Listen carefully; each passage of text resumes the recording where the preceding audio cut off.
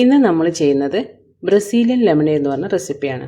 അപ്പോൾ ഇത് എല്ലാ വീഡിയോസിലും നാരങ്ങേൻ്റെ തൊലി കളയാണ്ട് വെള്ളത്തിൽ അടിച്ചെടുക്കുകയാണ് ചെയ്യുന്നത്. പക്ഷേ ഭയങ്കര കയ്പ്പായിരിക്കും, നമുക്കത് കുടിക്കാനൊന്നും പറ്റില്ല. വീഡിയോ ചെയ്യാൻ മാത്രമേ പറ്റുള്ളൂ. ഞാനിതിപ്പോൾ അടിച്ചെടുക്കുന്നത് തൊലിയൊക്കെ കളഞ്ഞിട്ട് കുരുവില്ലാത്ത ലൈമാണ് ഞാൻ എടുത്തിട്ടുള്ളത്. തൊലി കളഞ്ഞ് ചെറിയ പീസാക്കി എടുക്കുക. നിങ്ങൾ എടുക്കുമ്പോൾ കുരുവുള്ളതാണെങ്കിൽ അതൊക്കെ റിമൂവ് ചെയ്യണം, ഇല്ലേ കയ്പ്പ് രസം ഉണ്ടാവും.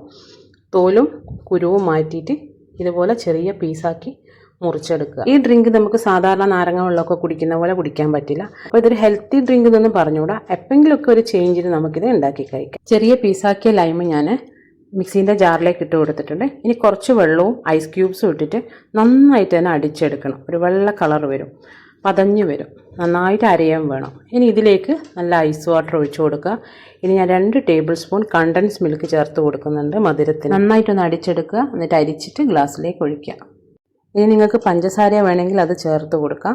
പക്ഷേ ഇത് കണ്ടൻസ് മിൽക്ക് ഞാനിവിടെ 2 ടേബിൾ സ്പൂണേ ചേർത്തിട്ടുള്ളൂ. ഇതിലും കൂടുതൽ ചേർത്താൽ മാത്രമേ നല്ല മധുരം കിട്ടൂ. ഇത് തന്നെ ലൈറ്റ് മധുരം ഉണ്ടാവുള്ളൂ. കുടിക്കാൻ നല്ല ടേസ്റ്റാണ്.